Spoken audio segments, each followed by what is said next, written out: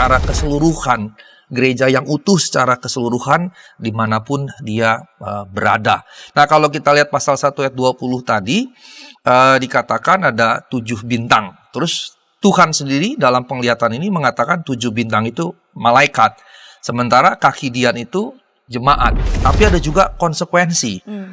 Kalau kamu tidak merespons panggilan ini, konsekuensinya. Wahyu 2 ayat 16 menggunakan pedang di mulutnya. Ini agak asing sebetulnya. Mengapa pedang tapi di mulut? Pedang itu kan harusnya di tangan, bukan di mulut begitu. Disimbolkan apa? Yaitu penyembahan berhala tadi begitu. Nah, pengikut-pengikut Nikolaus ini atau sekte ini mengajarkan bahwa untuk menguasai sensualitas seseorang harus mengetahui seluruh jangkauannya melalui pengalaman. Pengalaman. Dan ini bahaya sekali begitu ya. Dan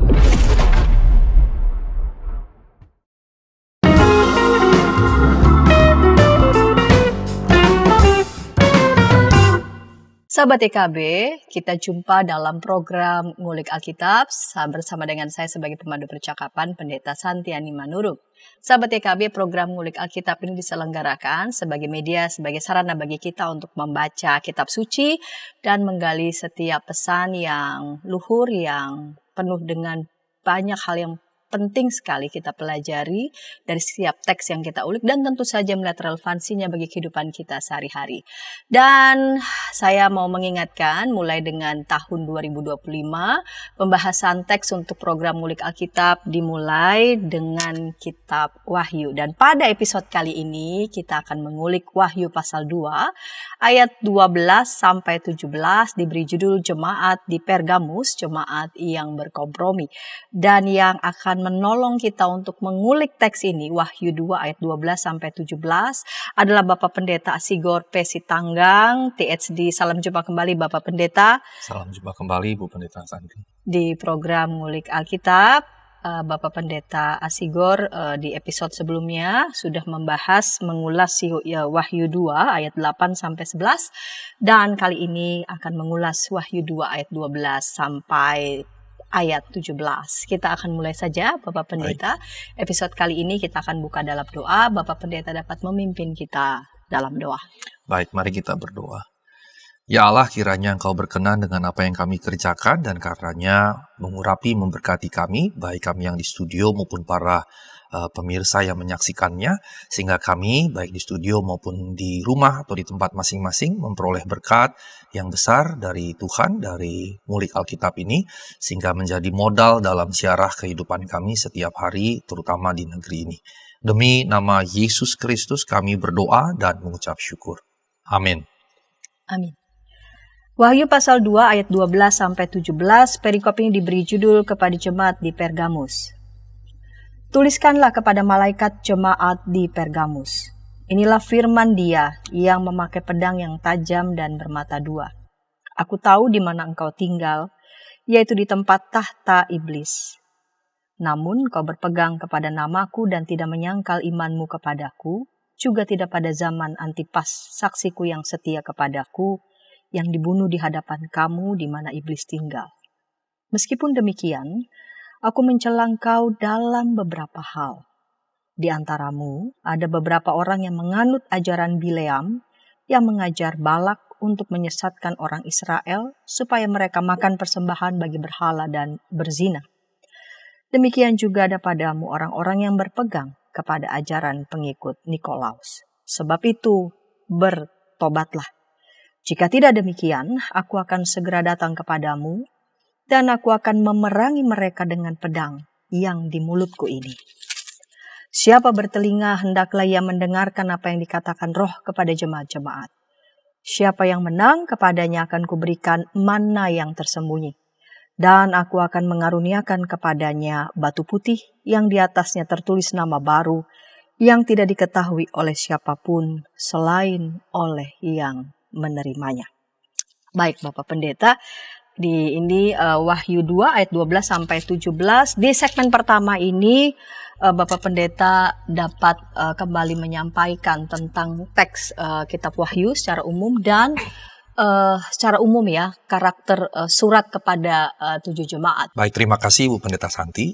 Rekan-rekan sekalian, kitab Wahyu seperti yang sudah saya jelaskan sebelumnya, dalam bahasa Yunani adalah Apokalipsis dan ditulis oleh Rasul Yohanes, tapi secara tradisional begitu ya. Namun para pakar seperti sudah saya jelaskan sebelumnya, ini ditulis oleh seorang yang disebut penatua yang kebetulan bernama Yohanes, dan adalah wajar kalau nama Yohanes digunakan oleh banyak orang, seperti juga halnya nama Yesus sendiri. Pada zaman itu Yeshua itu nama yang umum, Yohanes pun nama yang umum, dan diduga dia adalah penatua di Efesus. Nah, kalau lihat periodenya ini pasca Rasul Paulus, dan kalau kita lihat 1-2 Timotius, surat Timotius misalnya ditulis ketika Timotius jadi gembala di Efesus, dan dalam sejarah memang kemudian ada catatan bahwa Efesus menjadi gereja yang cukup berkembang, banyak penatua yang cukup kuat dan cukup dihargai dan mengembangkan gereja, dan karenanya diduga salah satunya bernama Yohanes yang kemudian menulis kitab ini. Nah, tahunnya juga ada paling tidak 2 pandangan. Kalau yang lebih modern ada 3. Maka yang umum biasanya diyakini kalau tidak tahun 70-an berbasis pada persekusi Kaisar Nero, atau tahun 95 berbasis pada persekusi Kaisar Domitianus. Tapi kemudian juga yang berkata ini di abad kedua, paruh pertama abad kedua. Tapi biasanya yang 2 ini yang dipegang begitu ya. Dan karena biasanya 666 itu dipahami merujuk pada Kaisar Nero, karena dalam bahasa Ibrani Kaisar Nero diangkakan jadi 666, maka ada yang berkata ya ini periode Nero misalnya begitu. Nah, kemudian untuk membacanya, banyak orang yang membaca dari awal sampai akhir seakan-akan ini semuanya di masa depan. Nah, pembacaannya karenanya ada 4 tipe atau 4 cara pembacaan begitu ya: preteris, historis, futuris, dan simbolis. Kalau preteris itu berarti semua kejadian yang ada dikisahkan di kitab Wahyu sudah selesai karena terjadinya pada masa si penulis menuliskan kitab Wahyu. Kalau historis, dia melihat kitab Wahyu ini dalam perjalanan sejarah. Sehingga misalnya Hitler dilihat sebagai sosok antikris atau sosok 666 dan seterusnya. Jadi dilihat dalam konteks sejarah yang sedang berjalan, makanya disebut historis. Tapi bukan dalam pengertian historis terjadi dalam sejarah, kalau itu preteris.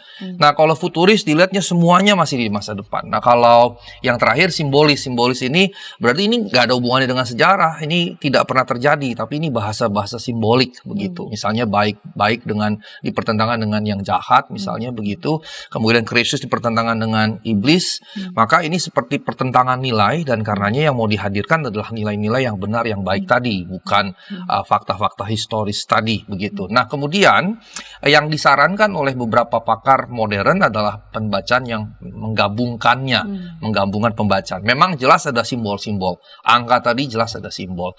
Muncul angka 3, muncul angka 12, muncul angka 144, bahkan 144 ribu. Muncul juga misalnya angka 10, angka 7, ya misalnya kaki Dian itu 7 begitu ya. Dan itu jelas simbolik begitu. Walaupun tidak berarti bahwa semua angka simbolik juga. Kemudian warna, ada warna ungu, warna putih, warna merah, itu juga simbolik. Walaupun di sisi yang lain tidak berarti semua warna yang digunakan berarti simbolik. Nah, kemudian ada kisah-kisah yang sebenarnya sudah terjadi. Perempuan dengan anak misalnya itu bicara, ada 2 tafsir, Maria dengan bayi Yesus atau Israel dengan Yesus. Intinya adalah menghadirkan Sang Mesias. Nah, itu bicara masa lampau, berarti preteris. Tapi ada juga yang sifatnya sebetulnya repetitif. Misalnya perang. Dari dahulu, sekarang, sampai kapanpun perang akan berulang-ulang. Penderitaan, penyiksaan, persekusi itu akan terus berulang-ulang. Maka misalnya salah satu yang saya suka, Craig S. Skinner mengatakan pendekatannya seharusnya adalah multi lini masa. Jadi melihatnya dari keempat cara pandang tadi. Ada yang masa lalu, ada juga yang masa kini, ada juga yang masa depan.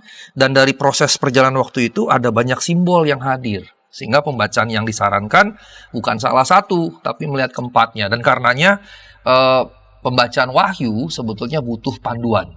Dan panduan yang paling baik adalah apa? Kita harus mau berani buka buku tafsir untuk belajar dari situ. Kalau tidak, bahaya nanti kita bisa terjebak pada pemahaman yang keliru. Sehingga keempatnya disarankan digunakan. Yang waktu yang lalu secara panjang lebar saya jelaskan bahwa mahasiswa saya juga pernah menjelaskan, mahasiswa menggunakan metode lintas lini masa ini sebagai pendekatan tafsir dalam tesis yang dia kerjakan. Nah, kemudian kita melihat bahwa di bagian-bagian awal, karena ini pasal 2 ya, diawali di pasal 1 yang menyatakan ada surat yang diberikan dan ada malaikat disebutkan di situ, dan kemudian suratnya ditujukan kepada 7 jemaat. Ada yang mengatakan bahwa ketujuhnya ini dapat surat memang secara independen, individual, ditulis oleh Yohanes kepada 7. Tapi ada yang berkata bahwa ini sebetulnya penggabungan yang ditujukan kepada 7 jemaat. Tapi ada yang berkata juga sebetulnya 7 jemaat ini imajiner, walaupun memang kota-kota ini ada di Turki sampai sekarang, bahkan oleh kementerian di Turki ini jadi semacam cagar budaya. Dan tentunya banyak wisatawan Kristen yang datang ke sana dan ini mendatangkan uang banyak bagi negara Turki atau Turkiye nama sekarangnya. Nah, tempat-tempat ini secara historis ada, secara geologis ada, tapi pendekatan yang berikutnya adalah bahwa sangat mungkin ini adalah imajiner. Tidak ditujukan memang betul-betul secara harfiah kepada Efesus, Smyrna, Pergamus, Tiatira, Sardis, Philadelphia, dan Laodikia. Tapi kemudian secara imajiner digambarkan, ditujukan kepada mereka, tapi yang mau disampaikan adalah seruan-seruan ini. Berita-berita ini. Lalu bagaimana kita menilainya? Ada poin-poin penting yang kita bisa dapatkan, terlepas dari bahwa bisa saja secara historis memang ditujukan ke sini, tetapi nilai-nilai yang disampaikan kepada 7 jemaat itu kontekstual, sebetulnya selalu relevan secara universal, kapanpun, dimanapun begitu. Nah, kemudian kalau kita lihat 7 surat ini, maka kita lihat di pasal 1 ayat 20 ini sebagai pengantar, dan rahasia ke-7 bintang yang telah kau lihat pada tangan kananku dan ke-7 kaki dian emas itu. Ke-7 bintang itu ialah malaikat ke-7 jemaat, dan ke-7 kaki dian itu ialah ke-7 jemaat. Tadi saya katakan simbolik, misalnya ada angka 7 disebutkan 7 jemaat. Pertanyaannya adalah, memangnya cuma ada 7 jemaat saat itu? Kan tidak mungkin. Sudah jauh lebih banyak begitu, ya kan, tidak mungkin hanya 7. Misalnya kalau kita lihat dari daftar, Galatia tidak disebut, misalnya Kolose tidak disebut, Roma, Korintus kan banyak, padahal surat-surat dalam Perjanjian Baru justru Roma, Korintus, dan lain-lain. Tesalonika lagi, kenapa tidak disebut? Maka angka 7 ini sebetulnya, atau 7 jemaat ini punya kerangka niat teologis atau motif teologis di dalamnya, di mana angka 7 itu biasanya digambarkan kepada Allah atau kepada kesempurnaan. Ciptaan diciptakan dalam 7 hari, di mana hari ke-7-nya Allah beristirahat. Di sini disebut 7 jemaat dengan 7 bintang, dengan 7 kaki dian, dan ada 7 malaikat. Begitu. Jadi karenanya kita tidak bisa berkata bahwa surat ini hanya untuk 7 sebetulnya, tapi lebih kepada 7 ini mewakili representasi atau berbicara kepada gereja secara menyeluruh, secara keseluruhan, gereja yang utuh secara keseluruhan dimanapun dia berada. Nah, kalau kita lihat pasal 1 ayat 20 tadi, dikatakan ada 7 bintang. Terus Tuhan sendiri dalam penglihatan ini mengatakan 7 bintang itu malaikat, sementara kaki dian itu jemaat. Sementara di tempat yang lain di Wahyu, kaki dian itu biasanya dikaitkan dengan Roh Allah, Roh Kudus. Lalu bagaimana korelasi antara kaki dian yang dipahami di pasal 1 ayat 20 yang langsung teks sendiri menafsir ya. Jadi kita nggak perlu menafsir lagi, kaki dian ini maksudnya apa? Teksnya langsung bilang jemaat, tapi di bagian yang lain kaki dian itu roh. Lalu korelasinya apa? Jelas, karena gereja hadirkan hari Pentakosta, Roh Kudus dicurahkan, disitulah akhirnya gereja. Jadi ini bicara presensia Spiritus Sancti di dalam gereja gitu. Makanya kemudian kaki dian digunakan untuk jemaat, di teks yang lain digunakan untuk Roh Allah. Nah, malaikat ini bisa dipahami harfiah bahwa kita punya misalnya guardian angel, archangel, atau yang lain-lain. Tapi para penafsir mengatakan ini sebetulnya bahasa figuratif. Ini bicara uskup begitu. Ini bicara episkopos dalam bahasa Yunaninya. Ini bicara uskup, sehingga uskup dipahami memang sebagai quote-unquote guardian angel, penjaga, malaikat penjaga. Penjaga apa? Salah satunya penjaga ajaran. Oh. Salah satunya penjaga ajaran begitu. Maka misalnya nasihat Paulus ke Timotius salah satunya, Ya, ya. awasilah ajaranmu. Nah, ini tugas siapa? Di sini jelas menjadi tugas uskup untuk mengawasi, menjaga ajarannya supaya apa? Jemaat menjadi jemaat yang diajar dengan sehat begitu kan. Dan nanti kita akan lihat ternyata dalam konteks Pergamus itu jadi konkret sekali begitu. Nah, karenanya saya mengutip misalnya Henry Alford bahwa ini memang lebih tepat dipahami bukan sebagai guardian angel atau archangel, malaikat kepala itu archangel, kalau guardian angel malaikat penjaga pelindung begitu ya. Di Alkitab archangelos bahasa Yunaninya itu adalah archangel. Biasanya kita menyebut Gabriel, Mikael itu archangel begitu ya. Dalam tradisi Katolik ada tambah banyak lagi gitu, Rafael dan yang lain-lain. Nah, kemudian kalau kita lihat di teks ini, Epifanius secara tegas menolak pandangan bahwa angel ini adalah malaikat pelindung. Dan dia katakan tegas sekali ini uskup begitu ya. Dan karenanya ini bicara jawatan atau pemimpin dari setiap jemaat.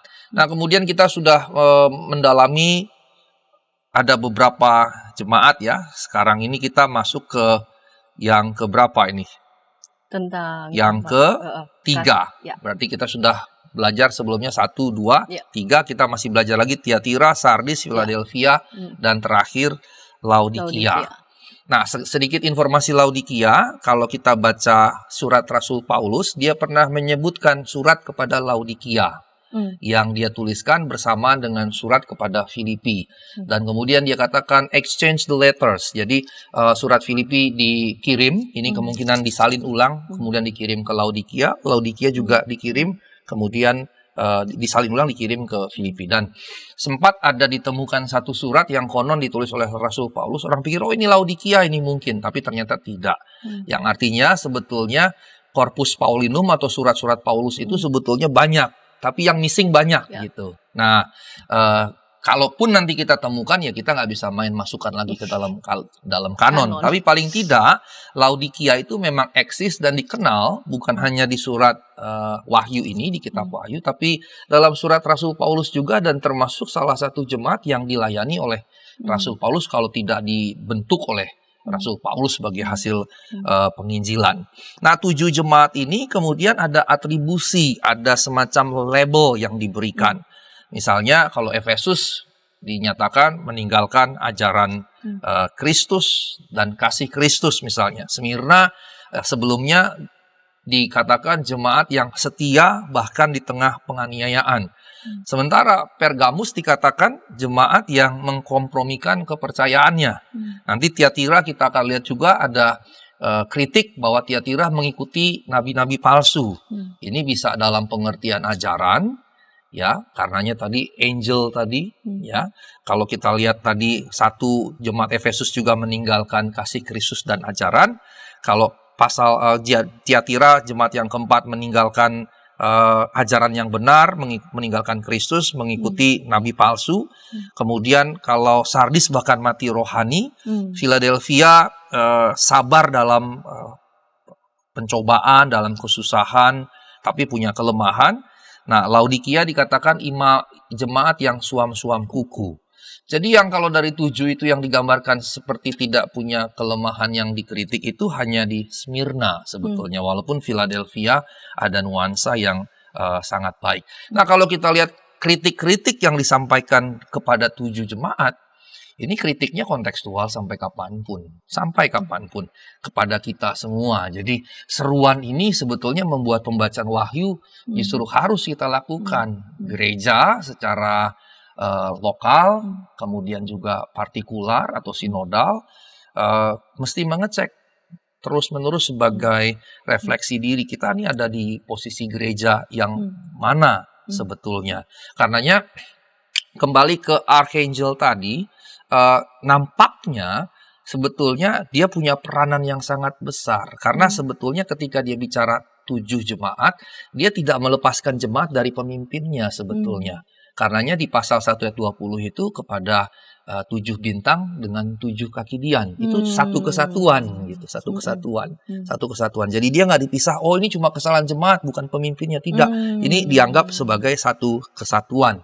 Karena di awal tadi pasal 1 ayat 20 menggabungkan, mengaitkannya sedemikian erat.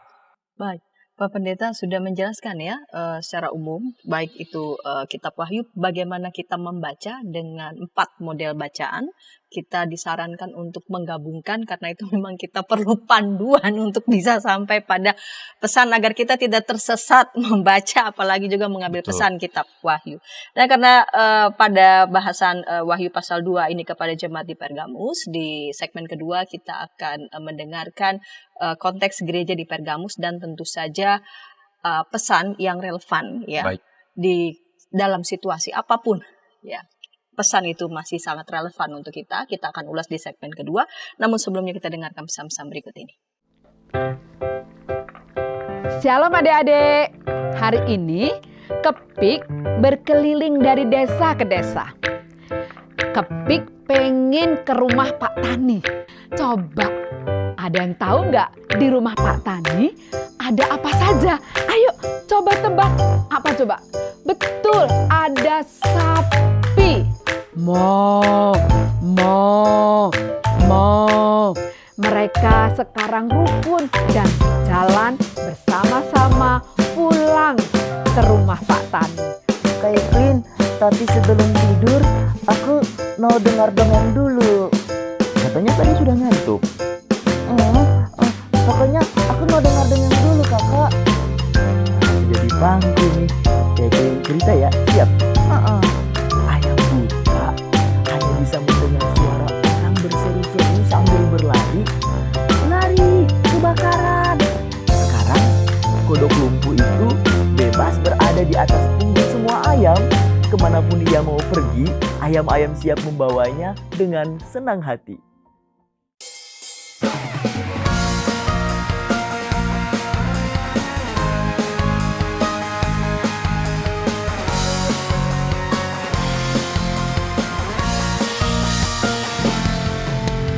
Hormat pada orang tua, menyayangi binatang, rajin ke sekolah minggu, selalu giat belajar, tidak membedakan orang, semua dijadikan sahabat, dipercaya oleh guru-guru di sekolah. Kiki dan Gigi, sahabat yang baik, gembira menolong siapapun, membela yang lemah, menegur yang salah. Kiki dan Gigi, sahabat yang asyik. Hai kiddos. Ku datang dan Inci, betul. Kodok lumpuh dan ayam buta. Kiddy time.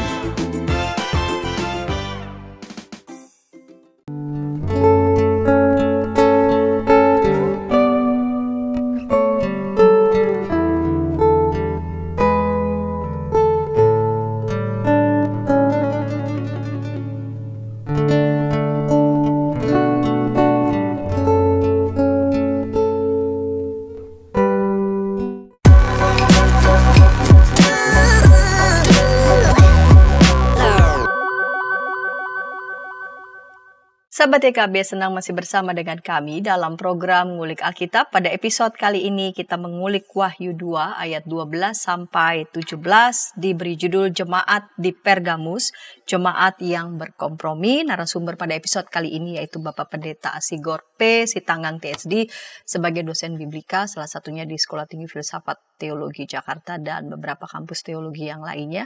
Dan saya sebagai pemandu percakapan mengajak sahabat dapat berinteraksi di kolom komentar yang sudah tersedia. Baik Bapak Pendeta, kita lanjut di segmen kedua. Ini adalah berikan gambaran kepada para pemirsa dan pada saya konteks secara umum jemaat di Pergamus ini. Baik, terima kasih Ibu Pendeta Santi. Tadi saya sudah katakan bahwa 7 jemaat ini kalau dalam konteks wilayah modern ada di Turki atau nama barunya Turkiye.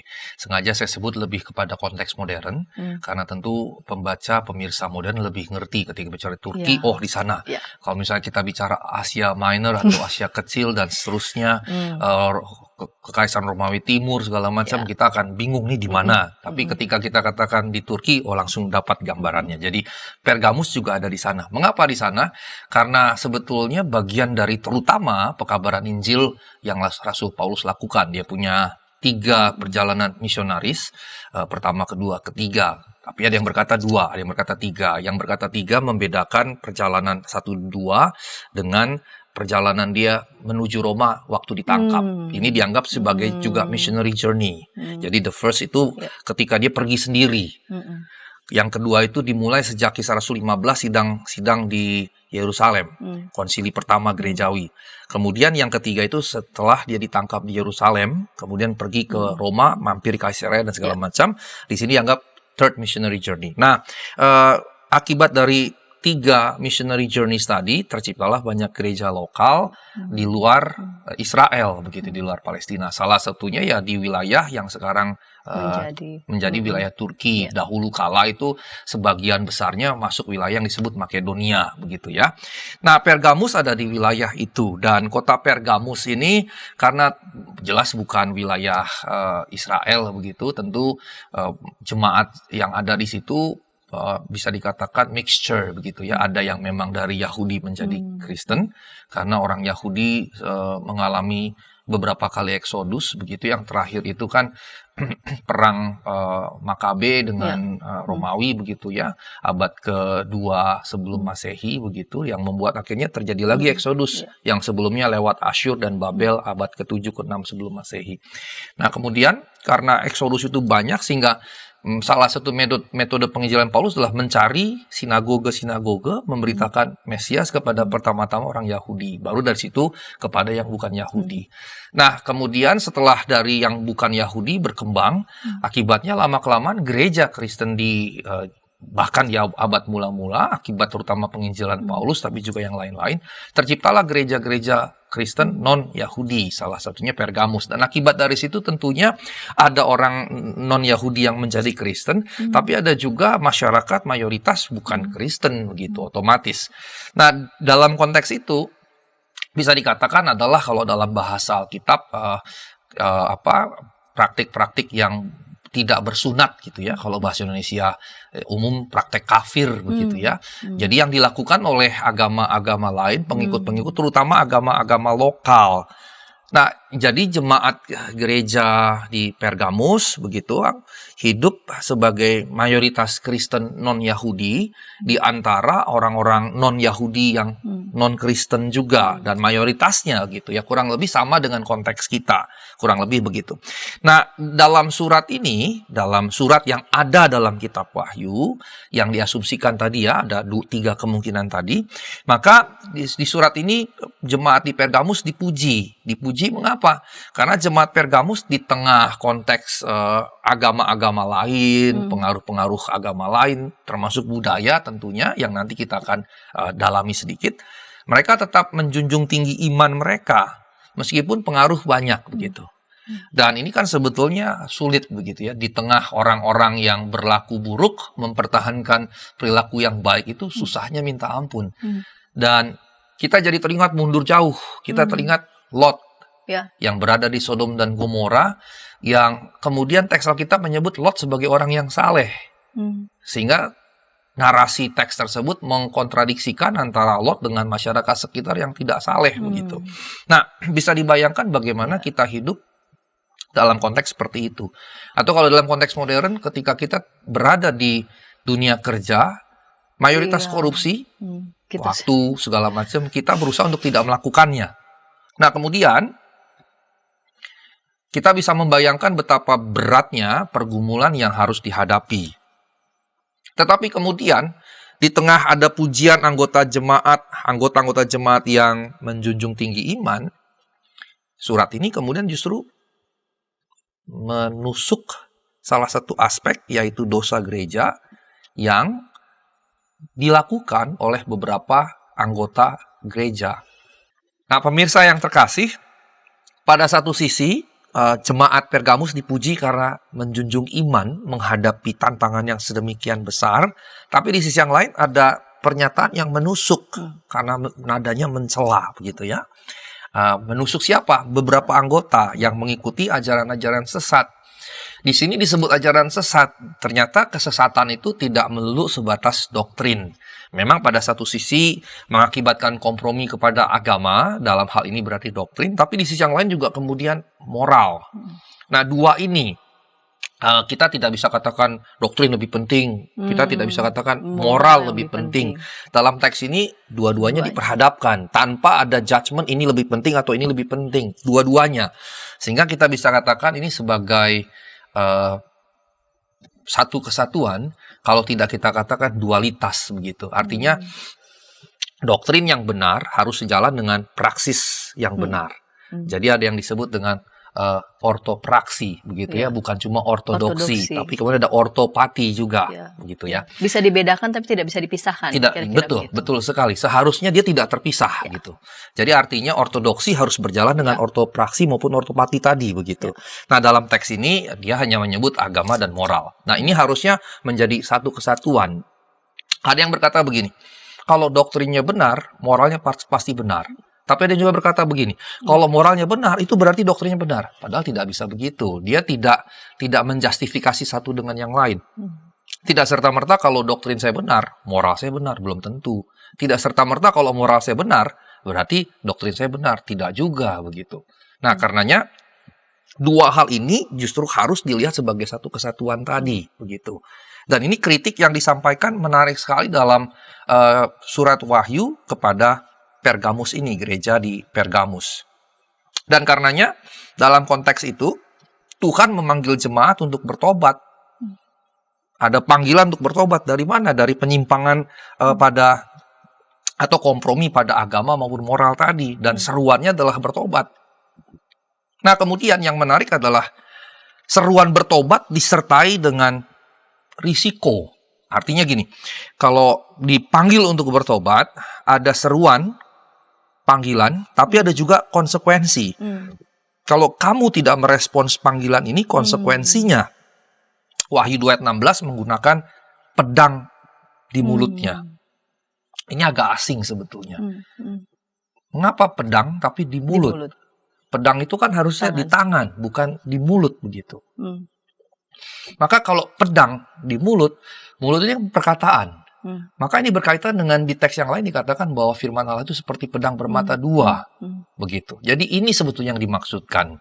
Jadi yang dimaksudkan sebetulnya bukan pedang dalam pengertian pedang secara harfiah. Tapi yang menjadi pedang adalah firman Allah itu sendiri. Artinya kita akan dihakimi berdasarkan firman Allah sesuai dengan kehidupan kita, apakah dalam pertobatan atau tidak. Nah, kemudian ini jadi menarik sebetulnya. Menarik, kemana menariknya? Karena nanti di banyak bagian di kitab Wahyu, ide konsep tentang neraka, walaupun dia tidak dibahasakan langsung mengenai neraka, itu mencuat begitu. Nah, jangankan di dunia barat, di negeri kita saja, percakapan tentang neraka ada atau tidak saja itu muncul banyak begitu. Tapi kita miss satu sebetulnya, ada yang kita lolos atau luncas lah gitu. Kita memperdiskusikan, memperdebatkan ada atau tidak neraka begitu. Tapi kita lupa pada satu pertanyaan yang sifatnya epistemologis. Apa perlunya neraka? Mengapa perlu neraka? Mengapa ada berita tentang neraka dalam Alkitab? Sebetulnya dalam kaitan keadilan. Kalau kamu tidak bertobat, kalau kamu tidak berlaku adil, apalagi kalau kamu bisa lolos dari pengadilan dunia, tetap ada pengadilan Allah yang nanti saya akan elaborasi berikutnya. Nah, untuk mereka yang tidak bertobat ada risiko tadi, penghakiman. Tapi untuk yang bertobat ada disediakan mana yang tersembunyi, yaitu biji-bijian dari surga. Ini juga maknanya metaforis begitu ya. Biji itu kan menghasilkan kehidupan begitu ya. Jadi ini bicara kehidupan di dalam surga. Kemudian ada batu putih atau batu tulis bersih dengan identitas baru di dalam Kristus. Ini bicara sebetulnya kapur gitu ya, yang dipakai memang buat menulis segala macam begitu. Dan ini dikaitkan dengan identitas baru, jadi semacam jati diri yang dibaharui di dalam Kristus. Kira-kira ini yang disampaikan sebagai bagian atau sebagai akibat. Jadi ada dua jalan, dan yang menarik adalah biar bagaimanapun ada liberum arbitrium di sini, ada kehendak bebas, ada free will di sini. Karena seruan bertobat itu membutuhkan respons dari yang diseru. Misalnya kalau saya dipanggil, Pak Sigor, itu kan saya bisa merespons ya atau saya cuekin gitu. Begitu juga panggilan seruan pertobatan di sini membutuhkan respons. Kita seringkali mengabaikan respons ini, menaruh Allah yang begitu maha kuasa, sehingga seakan-akan dia mengendalikan semuanya dengan kemahakuasaannya, sehingga dia nggak butuh respons kita. Padahal Alkitab justru tidak mengajarkan demikian. Alkitab justru mengajarkan pentingnya respons kita. Dan respons kita itu justru menunjukkan apakah kita mengagungkan dia atau tidak begitu. Nah, ketika ada panggilan seruan untuk bertobat tadi, maka ada respons kita, dan dari situlah respons itu menghasilkan konsekuensi begitu. Jadi dia tidak menghukum dalam kekejiannya, dalam murkanya, dalam sifat buruknya yang pemarah dan seterusnya, tidak. Tapi ini bagian dari respons begitu. Sama seperti ketika Adam dan Hawa diciptakan, diberikan pilihan, dan Adam dan Hawa memilih, dan ada konsekuensi dari situ. Dan ini sebetulnya adalah perwujudan puncak dari realitas kehidupan. Hidup itu penuh pilihan. Kita memilih A, memilih B, dan seterusnya. Walaupun kadang-kadang situasi memaksa kita memilih A, memilih B, bahkan ada orang yang push kita untuk memilih A, memilih B. Tapi sebetulnya secara puncak kita yang memilih gitu. Kalaupun kita teraniaya, kita bisa memilih membiarkan diri dianiaya atau mengikuti pilihan orang lain supaya tidak teraniaya. Itu tetap itu pilihan. Walaupun dalam pilihan-pilihan itu ada risiko-risiko yang mengerikan begitu. Tapi toh intinya adalah pilihan. Nah, ini poin penting sebetulnya yang mau disampaikan. Nah, karenanya Ibu Pendeta Santi, saya masuk pada apa yang bisa kita pelajari dari sini. Nah, pertama, seperti sebelumnya saya nyatakan bahwa di bagian-bagian yang lain, teks ini selalu berkata, aku tahu pekerjaanmu. Walaupun di teks Indonesia hanya dikatakan, aku tahu.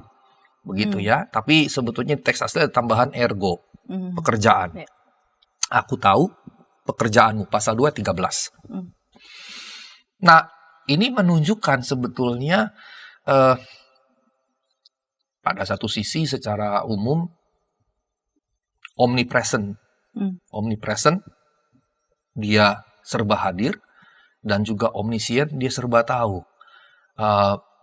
Kalau saya bawa keluar ya, dalam kehidupan kan kita seringkali menuntut acknowledgement, pengakuan dari orang-orang lain begitu. Dan kalau kita mengerjakan sesuatu tidak dapat pengakuan, kita bisa kemudian down gitu. Padahal teks ini waktu dia berkata, aku tahu pekerjaanmu, ini sebetulnya bentuk appraisal. Artinya gini, segala hal yang baik, yang benar, yang tepat, yang bertanggung jawab yang kita kerjakan, sekalipun nggak dapat appraisal dari orang lain, kita dapat dari yang di atas sebetulnya. Hanya masalahnya yang di atas nggak kelihatan kan. Kita cenderung berpatokan pada yang kelihatan. Karena appraisal dari atas nggak kelihatan, kita mengabaikan itu. Padahal justru itu yang paling penting. Di sisi yang lain, ketika dikatakan aku tahu segala pekerjaanmu, dia tahu baik yang baik maupun yang buruk begitu. Yang benar ataupun yang jahat, dia tahu. Dan ini juga sebetulnya pada sisi negatifnya gitu ya, harus jadi kewaspadaan kita. Jangan hanya karena orang lain tidak tahu, kita berbuat, nggak ada yang lihat ini, nggak apa-apa begitu. Padahal ada yang tahu dan yang melihat, yang serba melihat, yang serba tahu tadi. Nah, dalam konteks jemaat Pergamus, waktu Tuhan berkata, aku tahu pekerjaanmu, salah satu yang dimaksudkan adalah keberadaan sebagian tadi jemaat Pergamus yang justru jatuh dalam pencobaan iblis, yang dicobai tapi kemudian jatuh, yang menyimpang secara agama, secara moral tadi.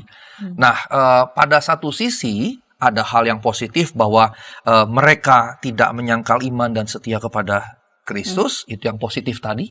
Tapi pada sisi yang lain secara negatif, Tuhan juga tahu bahwa ada yang menyimpang. Hmm. Ini yang saya tadi katakan waktu dikatakan aku tahu pekerjaanmu, ada dua aspek ini. Mau orang lain tahu atau tidak, memberikan appraisal atau tidak, Allah tahu entah yang baik maupun yang buruk yang kita lakukan. Kesetiaan ataupun ketidaksetiaan kita. Karena ketika kita bicara iman kan, bahasa lain iman kan setia sebetulnya. Jadi dia tahu kesetiaan kita ataupun ketidaksetiaan kita. Terhadap siapa? Ya siapapun, bukan hanya kepada Allah, kepada negara, bangsa, kepada hukum, kepada suami, istri, orang tua, kepada keluarga, kepada anak, begitu. Nah, kalau kepada anak misalnya, jangan sampai ketika kita sudah punya pekerjaan yang mapan, kita main abai kepada orang tua. Apalagi kepada ibu yang 9 bulan dikandung, setelah 9 bulan dirawat sampai besar, disekolahkan segala macam. Begitu kita besar punya pekerjaan hebat segala macam, kita abai kepada orang tua, terutama ibu kita. Nah, itu kan gambaran dari ketidaksetiaan. Nah, ini bagian negatif yang dikatakan aku tahu tadi gitu. Saya senang sekali, terlepas dari apakah itu misalnya skenario atau tidak, saya senang sekali dengan Sri Dato Tahir waktu dia pergi ke Kalimantan ingin membuat rumah sakit di IKN atas permintaan pemerintah. Dia pamit dulu ke ibunda tercintanya. Dalam video itu saya menyaksikan dia memberi makan sang ibu. Kemudian dia berkata, "Mami, saya datang dulu sebelum saya pergi, saya mau kasih makan Mami, saya mau pamit sama Mami. Doain saya ya." Padahal beliau juga udah tua, tapi maminya ternyata masih hidup dan lebih tua lagi. Terus dia suapin dengan penuh kasih. Saya katakan, wah ini luar biasa. Jadi saya tidak ingin memberikan judgement negatif ya, bahwa itu misalnya setting lah segala macam. Tapi peragaan itu menurut saya jadi teladan yang sangat baik gitu. Bukan hanya karena beliau konglomerat, harusnya setiap anak begitu. Itu dari nuansa setia tadi yang digambarkan kepada jemaat Pergamus. Jadi kesetiaan ini harusnya mencakup segala aspek gitu. Bukan sekedar kepada Allah. Buat apa setia kepada Allah tapi kepada yang lain tidak setia gitu. Kepada orang tua tidak, kepada suami atau istri tidak, kepada anak tidak, dan seterusnya. Ini pelajaran yang menurut saya penting yang perlu kita perhatikan untuk yang pertama. Yang bagi saya juga membuat saya memberikan saya ketenangan batin. Saya tidak berharap pujian manusia karena saya tahu Allah, saya tahu kok yang saya kerjakan. Bahkan juga saya tidak khawatir dengan segala perkataan negatif orang selama saya punya correct judgment atas apa yang saya kerjakan gitu ya. Karena saya tahu Allah, saya tahu apa yang saya kerjakan dan menghargai apa yang saya kerjakan begitu. Ini memberikan ketenangan batin sebetulnya dan positif sekali secara psikologis. Tapi coba bayangkan kalau kita, Bu Santi, pengennya dapat appraisal dari orang. Itu yang kita kejar. Dan ketika kita nggak dapat, kita down, itu kan secara psikologis jadi beban besar di hati kita, di jiwa kita. Nah, yang kedua, kalau tadi ada sifat yang berkata pujian, maka yang kedua di sini ada teguran keras, dan teguran ini dikatakan karena mereka mengikuti teladan atau ajaran yang buruk dari Bileam yang keluar dari Israel, keluar dari Mesir, itu di Perjanjian Lama, dan kemudian mengutuki Israel begitu ya. Dan kalau dalam konteks Wahyu, ini bukan lagi Israel historis itu, tapi ini bicara penyembahan berhala. Bisa dipahami sebagai entah kembali kepada ajaran lama atau juga rupa sinkretisme. Nah, di sini saya mau masuk dalam relasi gereja budaya, modelnya Richard Niebuhr, Christ and Culture. Ada 5 model di situ ya, 5 tipologi begitu. Christ against culture, Christ above culture, Christ under culture, Christ and culture in paradox, dan Christ transforms culture. Beberapa gereja Protestan berprinsip Christ transforms culture, termasuk GKI, gereja sinode saya juga demikian, dan saya salah satu yang mendorong gereja saya untuk mengadopsi tipologi ini.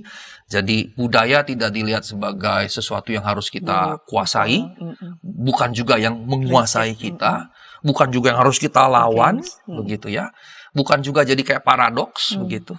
Tapi gereja kita, budaya kita terima, tapi kemudian kita transformasi.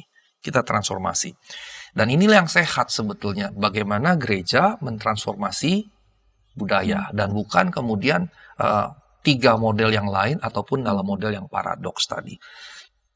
Kalau saya diizinkan memberikan contoh dalam pengakuan iman rasuli kita, ada Aku percaya kepada Roh Kudus, Gereja yang kudus dan am, persekutuan Roh Kudus, pengampunan dosa, dan kebangkitan orang mati. itu di GKI. Kalau di beberapa gereja Batak itu kebangkitan daging. Di 1-2 gereja Injili kebangkitan tubuh. Jadi dalam versi Indonesia ada 3 model. Kebangkitan daging, tubuh, dan orang mati. Mahasiswa saya satu lagi menulis tesis tentang ini, kebangkitan daging, karena dia dari gereja Batak begitu ya. Nah kemudian saya pernah menulis satu artikel kecil tentang ini, dan sebetulnya dalam teks Yunani itu sarkos itu daging. Artinya kalau mau menerjemahkan harfiah kebangkitan daging. Lalu misalnya kenapa sebagian gereja termasuk saya lebih saya menggunakan dalam sinode saya di gereja lokal saya kebangkitan orang mati. Dan mengapa misalnya gereja kita GKI menggunakan kebangkitan orang mati, sementara gereja Batak kebangkitan daging? Karena konsepnya orang Batak yang bangkit itu memang tubuh daging. Orang Batak Kristen. Sementara dalam budaya Tionghoa misalnya, ya dalam budaya Tionghoa ada kremasi segala macam. Kalau udah kremasi, daging mana yang bangkit kan begitu. Sehingga kemudian secara teologis jadi kebangkitan orang mati. Dan saya setuju begitu. Secara biblis juga 3 istilah ini sebetulnya muncul dalam 1 Korintus 15. Jadi walaupun dalam teks Yunani hanya digunakan sarkos, tapi dalam 1 Korintus pasal 15 tentang kebangkitan tubuh, ada kebangkitan orang mati, ada kebangkitan tubuh. Sebetulnya 3 istilah itu digunakan. Di dalam satu teks itu ada kebangkitan orang mati, ada kebangkitan tubuh, ada kebangkitan daging begitu. Sehingga ini sebetulnya dipahami sebagai satu kesatuan. Tapi ketika gereja memilih kebangkitan orang mati, itu bagian dari upaya gereja mentransformasi budaya, tanpa kemudian menolak budaya ini, tapi itu bagian dari mentransformasi budaya yang harus terus-menerus kita lakukan, karena pertama budaya beragam sesuai konteks kita berada. Di sisi yang lain budaya juga berkembang, maka bagaimana gereja mentransformasi budaya juga harus terus-menerus dikembangkan. Baik, Pak Pendeta sudah menyampaikannya beberapa hal yang relevan dan pasti juga masih ada beberapa poin pesan yang relevan untuk kita yang kita akan ulas itu di segmen ketiga. Namun sebelumnya kita dengarkan pesan-pesan berikut ini. Shalom adik-adik. Hari ini Kepik berkeliling dari desa ke desa. Kepik pengen ke rumah Pak Tani. Coba, ada yang tahu nggak di rumah Pak Tani ada apa saja? Ayo coba tebak. Apa coba? Betul, ada sapi. Mo. Mereka sekarang rukun dan jalan bersama-sama pulang ke rumah Pak Tani. Kak Evelyn, tapi sebelum tidur aku mau dengar dongeng dulu. Katanya tadi sudah ngantuk. Pokoknya aku mau dengar dongeng dulu kakak. Jadi pangku nih. Kayak cerita ya, siap? Ayam buta hanya bisa mendengar suara orang berseru-seru sambil berlari. Lari, kebakaran. Sekarang kodok lumpuh itu bebas berada di atas punggung semua ayam. Kemanapun dia mau pergi, ayam-ayam siap membawanya dengan senang hati.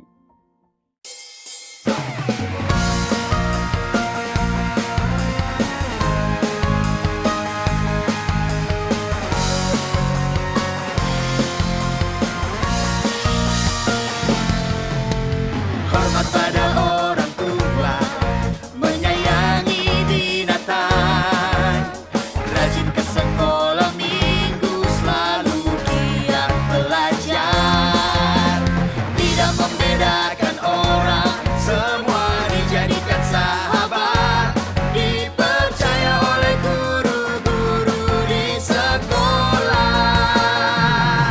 Kiki dan Didi, sahabat yang baik, gembira menolong siapapun, membela yang lemah, menegur yang salah. Kiki dan Didi, sahabat yang asyik. Hai kiddos. Ku datang dan Inci, betul. Kodok lumpuh dan ayam buta. Kiddy time.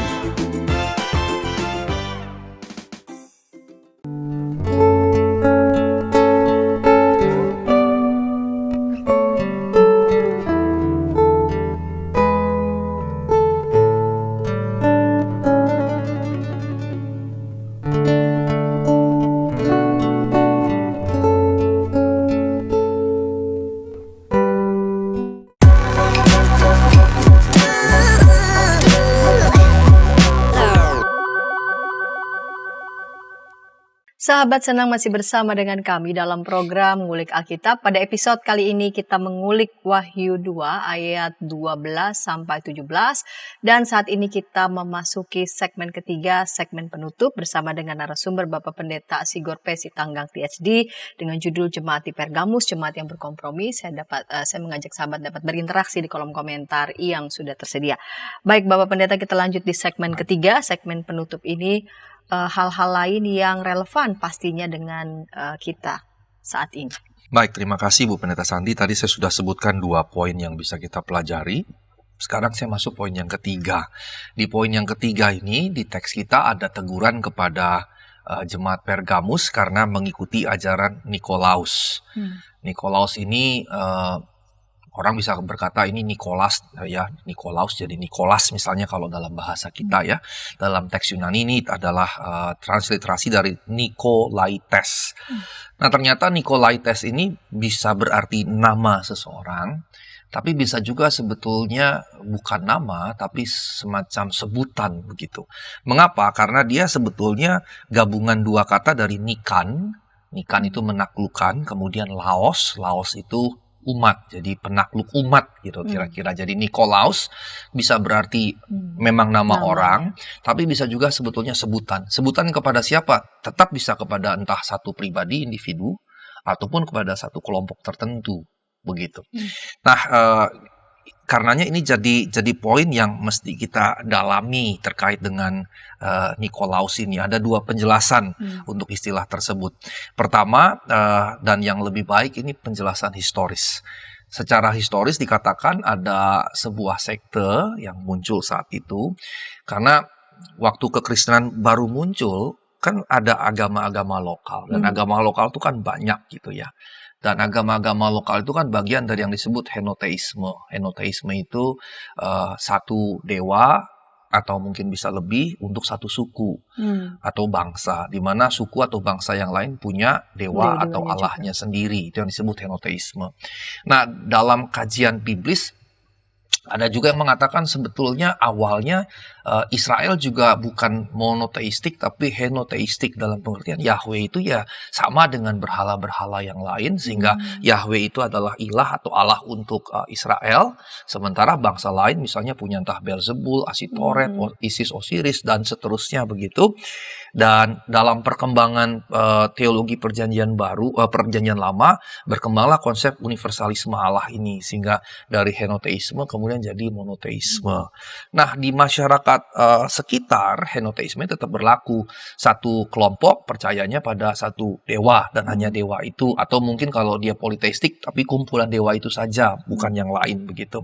Nah, karenanya tiap suku itu punya gitu. Nah, ketika kekristenan berkembang, mulai menyebar keluar dari Israel, waktu di Israel kan jelas dominasinya Yudaisme. Tapi begitu mereka keluar ke tempat-tempat tadi, termasuk 7 kota di wilayah modern sekarang Turki ini, ada banyak agama lokal. Kadang-kadang agamanya pun agama misteri, musterion bahasa Yunaninya. Nah, agama misteri ini kemudian kawin-mawin dengan kekristenan. Nah, ketika kawin-mawin dengan kekristenan, muncullah kemudian kelompok-kelompok gnostik.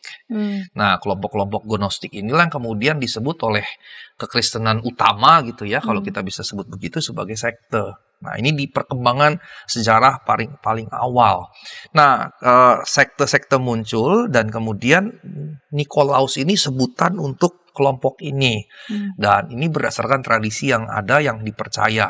Dan ini dipahami kelompok ini berasal dari sosok seseorang yang bernama memang Nikolas, dan dia seorang proselit. Proselit itu berarti orang bukan ras Yahudi, jadi beragama Yahudi. Tapi kemudian ada proses berikutnya jadi Kristen begitu. Nah, kalau kita lihat dari background itu saja, dari ras bukan Yahudi, berarti tadinya bukan beragama Yahudi, kemudian menjadi beragama Yahudi, kemudian menjadi Kristen. Nah, ini kan berarti sudah punya gambaran yang jelas bahwa dia paling tidak punya 3 latar belakang religius gitu. Nah, dengan latar belakang religius sangat mungkin terjadilah campur baur dari berbagai latar belakang itu, sehingga kemudian dia menghasilkan sekte. Bahkan misalnya kalau kita membaca di dalam Kisah Para Rasul juga ada contoh yang jelas, yaitu Simon si penyihir, atau kadang-kadang disebut Simon Magus, yang ketika dia lihat Petrus menumpangkan tangan, orang dipenuhi roh segala macam. Terus dia kasih duit, kasih dulu saya karunia itu supaya kalau saya tumpangi tangan orang juga dipenuhi roh gitu. Dan itu kemudian membuat dia ditegur gitu kan, ditegur dengan keras. Dan ternyata ada beberapa catatan yang menunjukkan Simon ini kemudian setelah jadi Kristen ternyata dia kan tadinya penyihir. Ternyata campur baurkan keyakinan lamanya karena dia praktisi kan, bukan cuma penganut tapi praktisi dengan kekristenan. Maka di sebagian buku sejarah gereja mula-mula dan dunia perjanjian baru, Simon si penyihir atau Simon Magus ini seringkali dianggap salah satu pelopor gnostisisme mula-mula. Nah, ternyata Nikolas di sini juga termasuk yang di awal karena disebutkan dalam kitab perjanjian baru. Dan kemudian bahkan di Kisah Rasul pasal 6 ayat 5 namanya disebut. Jadi ada yang tradisi yang mengatakan di Kisah Rasul pasal 6 ayat 5 itu kan ada 7 diaken, Filipus dan yang lain-lain gitu. Rupanya salah satu Nikolas, tapi Nikolas kemudian bergeser menjadi ke sekte ini begitu. Ya, dia menjauh dari kebenaran para rasul, ajaran para rasul, dan menjadi pendiri sekte gnostik antinomian, anti hukum begitu. Antinomian. Nah, dalam tradisi mereka digambarkan, dicirikan dalam kaitan dengan nilai-nilai praktik-praktik sensualitas. Misalnya menekankan hal-hal yang sifatnya sensual tadi begitu ya. Terus mengajak juga orang-orang percaya lain untuk berpartisipasi dalam penyembahan berhala. Jadi mix begitu. Dan kemudian juga percabulan begitu. Mungkin ini termasuk dalam kategori pelacur bakti yang di agama-agama lama, di perjanjian lama itu kan suka ada gambaran tentang pelacuran bakti di mana hubungan seksual itu bukan dianggap sebatas hubungan seksual tapi bagian dari ibadah pemujaan kepada dewa tertentu. Rupanya ada campur baur seperti itu. Nah, karenanya kemudian digambarkan di sini dengan figur Bileam dan kemudian Isabel yang digambarkan dengan dua figur itu maksudnya ini adalah dua agen utama pencemaran moral di dalam perjanjian lama. Bileam misalnya membujuk orang-orang Israel melalui putri-putri Moab Midian untuk penyembahan berhala dan percabulan di Bilangan 25 31 ayat 16 juga seperti itu. Kalau Isabel membunuh nabi Tuhan misalnya dan mendirikan penyembahan berhala di Israel. Itu sebabnya waktu di awal penjelasan saya katakan bahwa tetap ada nuansa simbolik dalam pembacaan kitab Wahyu karena nama-nama yang disebut seperti Bileam dan Isabel pun tidak mungkin secara historis karena itu sudah jauh sekali di masa lampau. Jadi ini simbolik. Nah, yang disimbolkan apa? Yaitu penyembahan berhala tadi begitu. Nah, pengikut-pengikut Nikolaus ini atau sekte ini mengajarkan bahwa untuk menguasai sensualitas seseorang harus mengetahui seluruh jangkauannya melalui pengalaman. Dan ini bahaya sekali begitu ya. Dan dia harus menyerahkan dirinya tanpa syarat kepada gairah sensualitas tubuh begitu. Karena hanya sensualitas bahkan hawa nafsu itu yang menyangkut dengan tubuh dan tidak menyentuh roh. Dan ini kemudian dibenci dan diusir oleh jemaat Efesus, tapi kemudian ditoleransi oleh jemaat Pergamus. Ini pandangan pertama. Nah, pandangan yang lain, ini yang tadi saya katakan, bahwa kalau Nikolaus tadi dari Nikan dan Laos, penakluk umat, penakluk jemaat begitu, maka pandangan yang lain, yang kedua, menganggap nama ini simbolis, terjemahan atau bahasa ulang secara Yunani dari Bileam begitu ya. Bileam juga berarti penghancur begitu ya, atau perusak. Nah, pandangan ini misalnya dianut oleh Trans yang menulis 7 jemaat ini mengatakan kaum Nikolaus adalah kaum Bileam. Tidak ada sekte yang menyandang salah satu nama atau yang lain, tapi mereka dalam cara-cara yang baru mengulangi dosa Bileam yang lama itu dan berusaha menghancurkan umat Allah dengan godaan yang sama yang telah dicoba Bileam untuk mengalahkan mereka sebelumnya. Tetapi nama-nama ini sebetulnya tidak paralel. Penakluk umat itu tidak sama misalnya dengan perusak umat. Jadi pandangan yang kedua memberikan keraguan begitu. Jadi Walaupun demikian, kita bisa katakan ada dua pandangan yang berbeda, yang harfiah historis dan yang kedua simbolis begitu ya. Sebagai penafsir, kita memegang dua-dua kemungkinan ini, tidak mengatakan hanya ini yang benar gitu. Karena dalam konteks seperti ini, kita tidak bisa memberikan jawaban final yang benar ini atau yang ini. Artinya dua-duanya mungkin terjadi. Tetapi intinya adalah Nikolaus atau Nikolas ini mewakili sebuah gambaran godaan kepada umat terkait dengan sensualitas, seksualitas, dan hal-hal yang lain begitu, yang berkaitan dengan godaan-godaan secara jasmani ini. Jadi dia mewakili gambaran itu, dan berarti Pergamus, jemaat di Pergamus sebagiannya terjatuh dalam godaan-godaan itu. Nah, saya jadi teringat pada satu kejadian lucu yang saya alami ketika saya melayani satu gereja kecil di sebuah kota, masih di Pulau Jawa. Saya diperkenalkan kemudian oleh pendeta jemaat, satu anggota jemaatnya yang dari bukan Kristen menjadi Kristen. Nah, waktu dia belum dalam suasana menghidupi imannya bersama Kristus, dia bekerja sebagai sales independen keliling. Jadi tawari barang ke satu tempat, terus dari sini kalau ada barang yang mau dijual, tawari lagi ke orang yang lain, dan seterusnya. Jadi sales independen keliling, jadi broker lah. Nah, dalam pekerjaan dia seperti itu, rupanya cukup banyak pekerja-pekerja perempuan yang merasa gajinya belum memadai, menawarkan dirinya kepada bapak itu untuk dijual. Sehingga bapak ini juga punya sampingan sebagai mucikari lah, kira-kira begitu. Nah, akibatnya dia punya daftar yang panjang sekali. Buku telepon itu punya daftar yang panjang, pelanggan maupun penjajahnya gitu. Nah, waktu dia menjadi percaya, terus kemudian ke satu gereja, dia ditanya sama orang yang kenal dia, sudah bertobat lah gitu. Pak, Bapak kenal nggak sebagian orang di sini? Oh, ada sebagian di sini, banyak pelanggan saya, katanya begitu. Nah, ini saya sampai berkelakar. Pak, karena kota ini kecil, jangan-jangan kalau Bapak ke setiap gereja yang ada di kota ini, Bapak kenal pelanggan-pelanggannya begitu. Nah, ini sebetulnya gambaran dari yang dalam bahasa simbolik Nikolaus tadi, tergoda, jatuh oleh godaan-godaan yang sifatnya keinginan daging, keinginan mata tadi ya, dan keangkuhan hidup, ditarik jatuh seperti itu. Nah, saya masuk pada poin yang keempat.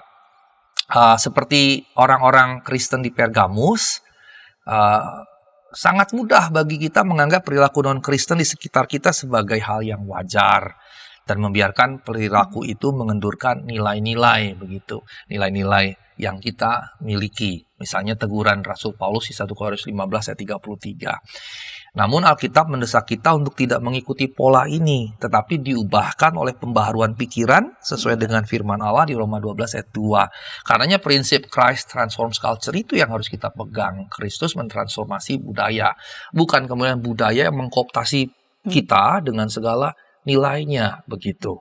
Saya pernah berkata bahwa banyak budaya kita sebetulnya melestarikan korupsi. Banyak budaya kita melestarikan korupsi. Budaya yang seperti apa? Budaya yang materialistik. Saya misalnya beberapa kali mengikuti pesta perkawinan yang sederhana di Eropa waktu saya kuliah 6 tahun. Tidak ada pesta di sana yang taruh kotak uang, ngasih uang gitu. Tapi dalam pesta-pesta di negeri kita, kebalikannya, hampir tidak ada, kalau tidak ada sama sekali, perkawinan yang tidak naruh kotak uang di situ, begitu. Ini kan jadi sebetulnya membuat saya berefleksi. By the way, kalau kita nikah, anak kita nikah, kan yang berpesta kita ya. Terus kenapa kita meminta sumbangan dari orang yang datang ke pesta kita gitu? Bayar makan yang kita sediakan, dan seterusnya, dan lain-lain. Kemudian juga dulu itu pesta perkawinan jadi ajang suap menyuap gitu. Orang yang punya bisnis interest dengan kita akan kasih yang besar sekali. Sampai sempat di beberapa waktu yang lalu ada batasan kalau orang nikah, ASN segala macam maksimal kasih sekian juta, nggak boleh lebih, dan seterusnya. Itu kan sebetulnya budaya yang melestarikan korupsi dan yang lain-lain. Mengapa tidak kita misalnya bikin pesta perkawinan, nggak usah kasih angpau di depan gitu. Atau tulis saja angpaunya taruh di rekening ini yang akan disumbangkan ke yayasan ini, yayasan kanker, yayasan sakit jantung, dan seterusnya. Mengapa tidak modelnya seperti itu gitu. Tapi yang saya katakan ini pasti akan mengguncang banyak orang gitu. Karena ini tradisi yang sudah dimiliki oleh berbagai macam suku di seluruh Indonesia dan sudah jadi praktik sekian puluh tahun gitu. Tapi itu contohnya, mengapa tidak kita transformasi praktik budaya yang seperti itu? Misalnya seperti itu. Nah, karenanya sekali lagi Christ Transforms Culture harus kita pikirkan dalam berbagai macam aspek budaya, baik secara teoritis maupun secara praktis dalam kehidupan kita. Nah, karenanya saya masuk pada poin yang kelima, poin saya yang terakhir. Ada seruan pertobatan di sini, dan seruan pertobatan ini tidak kehilangan kontekstual dalam konteks kita sekarang, dalam kehidupan kita sekarang, pada zaman sekarang. Ada banyak model Bileam dan Nikolaus pada zaman sekarang. Tadi di poin yang keempat berkaitan dengan tidak cepat-cepat kemudian dipengaruhi sedemikian rupa oleh nilai-nilai sekitar, perilaku-perilaku non-Kristiani. Tapi kemudian yang berkaitan dengan itu, ada seruan pertobatan di mana model Bileam dan Nikolaus pada konteks sekarang, salah satu yang paling kuat adalah korupsi. Karena yang dimaksudkan di sini adalah kompromi pada nilai-nilai. Nah, dalam konteks kini, kompromi nilai-nilai itu apa? Ya korupsi, ya kolusi, nepotisme, dan suap. Saya menyiapkan materi ini beberapa minggu yang lalu, tapi beberapa hari sebelum kita tapping ini, kita dikejutkan dengan berita yang menyedihkan di mana negeri kita masuk ranking ketiga dalam OCC-RP. Saya tidak ingin lebih detail tentang itu, tapi itu sangat mengejutkan dan sebetulnya menyedihkan. Kemudian hasil dari berita OCC-RP ini, yang sebetulnya beberapa belas tahun yang lalu, lembaga yang sama menerbitkan Panama Papers. Kalau Ibu Santi pernah dengar istilah itu, Panama Papers adalah daftar orang-orang yang investasikan uangnya di Panama dalam kerangka mengemplang pajak dan yang lain-lain. Dan cukup banyak orang Indonesia masuk dalam daftar itu, dalam Panama Papers. Kita terima Panama Papers dari lembaga itu, dan lembaga itu bonafide. Ini pun harus kita terima sebetulnya. Karena trustworthy, bonafidity dari lembaga ini yang sangat terpercaya begitu. Dan ini sangat mengejutkan. Kemudian buzzer-buzzer melawan, mengcounter, katanya lembaga yang tidak independen, lembaga yang buruk dan seterusnya. Alih-alih menggunakannya untuk refleksi diri, introspeksi diri, pembaruan segala macam gitu, perubahan kultur segala macam, kita malah menolak predikat yang telah diberikan. Dan ini menunjukkan bahwa sangat banyak, kalau tidak dikatakan mayoritas, sebetulnya yang memang menganggap ini biasa-biasa saja. KKN ini korupsi, kolusi, nepotisme, suap, dan seterusnya, ini dianggap hal yang biasa. Pertama, secara historis memang budaya upeti kan dari dahulu kala gitu, berjenjang dari bawah ke atas memberikan upeti. Begitu. Karenanya pemberian label raja ini raja itu sebenarnya udah nggak boleh dalam konteks negeri ini. Pemberian misalnya saya Raja Batak atau raja ini raja itu kan sebetulnya memelihara kondisi status quo yang diwariskan dari zaman baheula tadi, yang di bawah memberikan upeti yang di atas beri lagi kepada yang di atas raja itu. Maka kita harus tolak stigma raja ini raja itu dan seterusnya. Terus kalau kita lihat lagi contoh yang simpel dalam kehidupan. Ke minimarket manapun kita, sekalipun sudah ditulis parkir gratis, toh tetap ada praktik parkir liar di situ. Dan mau nggak mau kita harus mengembalikannya. Ada banyak kasus kalau kita berikan. Kalau kita nggak berikan, kita bisa entah ada yang bannya dikempesi, diajak ribut, dimaki-maki, bahkan ada kekerasan fisik begitu. Dan, tapi anehnya juga ada argumentasi tandingan. Apa sih susahnya ngasih 2.000? Ini bukan masalah 2.000. Ini masalah kultur.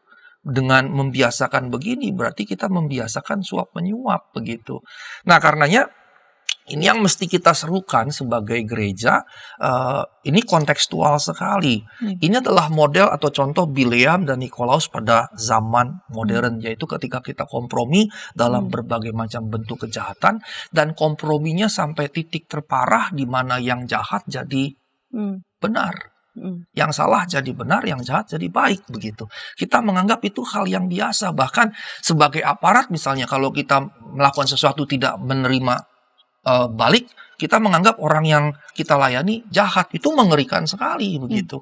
Padahal sudah tugas kita misalnya untuk memberikan servis itu. Tapi kita berharap kita mendapatkan sesuatu yang balik. Mengapa? Karena sudah dianggap sebagai sesuatu yang bukan hanya lumrah, tapi sebuah kewajiban. dan menjadi kebenaran. Nah, ini sebetulnya jadi warning kitab Wahyu, khususnya surat kepada Pergamus. Jangan sampai Bileam dan Nikolaus modern justru menjadi gambaran wajah kita zaman sekarang. Di mana kita lihat dari yang paling kecil sampai yang paling di atas mempraktikkan ini. Nah, ini harus kita serukan, dan karenanya sebagai penutup, Ibu Pendeta Santi, kita harus berani menyerukan ini, dan karenanya gereja dimanapun dan gereja manapun harus berani menaruh seruan anti korupsi sebagai salah satu seruan kenabian dari mimbar-mimbar gereja. Ya, Pak Pendeta Sigor, ada beberapa hal memang yang saya catat ya.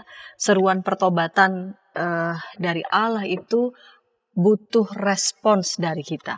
Respons kita adalah respons menyambutnya dengan sikap merdeka.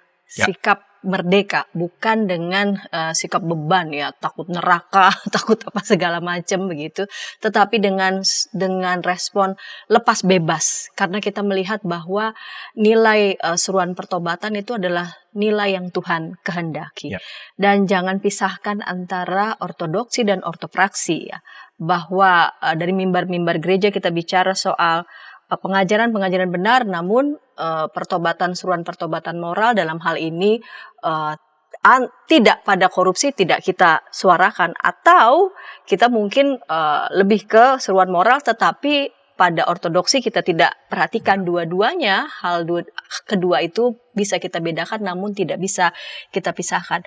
Dan mari kita lihat nilai ya, value, jangan hanya terpaku pada Bileam, Nikolaus itu ada di Tempo pada waktu itu, tetapi ternyata nilai-nilai tersebut justru masih ada pada era sekarang ketika kita menormalisasi begitu ya praktek-praktek korupsi, kolusi ataupun nepotisme yang ya dianggap lumrah di negara kita maupun juga dalam culture kita maupun juga dalam gereja kita. Dan seruan pertobatan ini mestinya kita perhatikan, karena seruan pertobatan pada hal-hal tersebut masih sangat relevan bagi kehidupan berbangsa, bernegara, dan juga kehidupan bergereja. Terima kasih Bapak Pendeta Sigor untuk kesediaan sebagai narasumber pada episode kali ini. Dan ketika tayangan ini boleh menjadi berkat bagi para sahabat dapat membagikannya kepada sebanyak mungkin orang dan dapat menekan tombol like maupun subscribe sehingga boleh mendapatkan update dari tayangan YKB TV.